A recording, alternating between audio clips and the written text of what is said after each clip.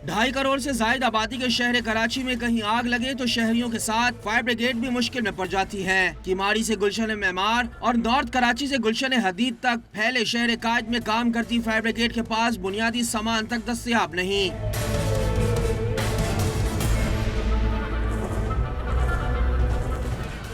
गाड़ियां कारामद हैं, ना ही इनका सामान सलामत है।